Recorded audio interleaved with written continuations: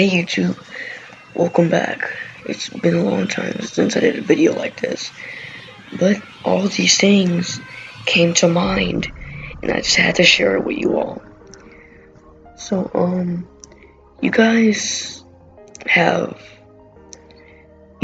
about the server that I used to own, Marvel MC, before I sold it, and now I'm co-owner. Well, that was my first ever server, and it's more successful than I expected. I wanted like a decent 5-6 daily players, but now I'm getting up to like 12 daily players averagely, and that's pretty good. And then eventually me and some friends collabed with each other and made a network called Roleplay MC. So I might get Marvel back, and on top of that, I'm going to be the new owner of Injustice. So yeah. And this video also reveals the future Injustice MC logo.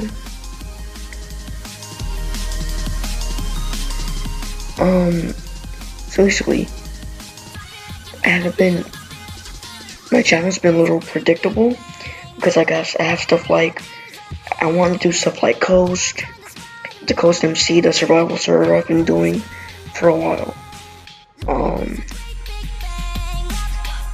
Then on top of that, I'm writing scripts for the Marvel Roleplay MC films, like Spider-Man Homecoming and Infinity War, making a lot of Minecraft films. So don't worry, you'll be a little bit surprised if you keep watching my channel in the near future. So this video, as the title may say, it's going to be 5 things that define a good server owner. Listen carefully, because this is going to be helpful. Number 5, server contribution use. When someone contributes to your server, such as donate to it, you should use that in a certain way that will improve your server. For example, let's say you buy premium plugins. That would be a good way to use that money. It's going toward the server. Some people let that money go straight in your pocket, and that's okay. They can do what they want to do since they created the server. But imagine buying better plugins for your server to improve it, or perhaps even hire a developer with that money to make your server even more better. So yeah, server contribution should be used in a specific way, and that will improve your server perfectly. So that's the first one. Here's number 4. Being busy with time on your hands. I'm sure everyone here's noticed it, but a lot of server owners act like they're extremely busy to the point where they have nothing to do with their players. They're just flat out creating the server. Developing the server all day long. I'm not gonna lie, in some cases, this may be honest. Server owners are old, like most server owners are in their 20s because they can afford the servers. And they have jobs. Some of them even have families running a Minecraft server, and they're just too busy to interact with their players as often as they would want to. But finding time on your hands to be with your players is a very good deal, and it will keep your players happy because they know who their owner is. Anyways, number 3, player interaction. As I just said before, you want a server owner would want to interact with their players and somewhat have a relationship with their players. Because about a year ago, when Marvel first started, everyone knows around the first 2 weeks of a server opening, it's in its development stages. So my mistake was opening the server before it was even done being worked on. Like, I was still in the process of adding plugins, and I had the server open to public.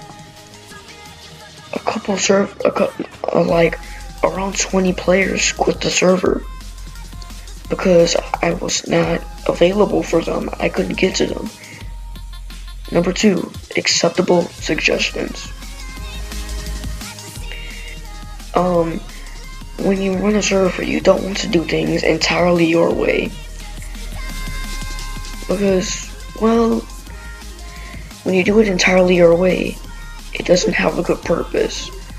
Like, if you imagine putting your players' ideas into play on the server, it would make the server more comfortable for those players who suggest things. So I would definitely recommend seeing what your players have to say. Like, maybe do a weekly, maybe monthly poll out or something to see what your players have in mind.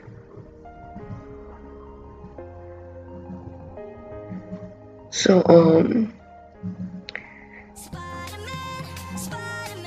the more that your players enjoy the server, the more active they're going to be. And then they'll have a reason to invite other players. Number 1, reasonable consequences. When it comes to certain servers such as Hypixel, Mineplex, or the Hive MC, they can get away with banning players because they can get away with banning players for small reasons permanently because they are very corporate and they get like 100 new players every day, and 60% of them are going to be active if they like the server. And there's not that many people who don't like servers such as Hypixel. So yeah, they're increasing their player base every day no matter what. But I guess what I'm trying to say is, have a reason for consequencing in the beginning stages of your server. Because you never know.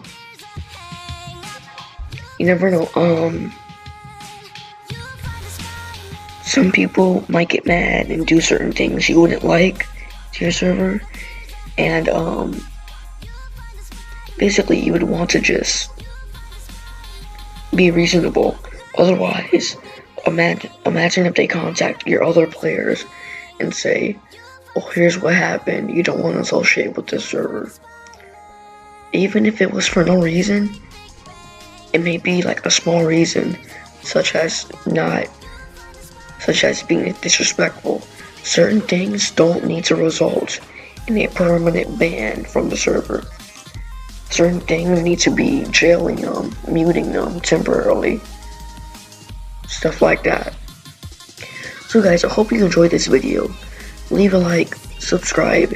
I might do more of these videos, might not. Normally I do Marvel related videos, but this one was Minecraft in general.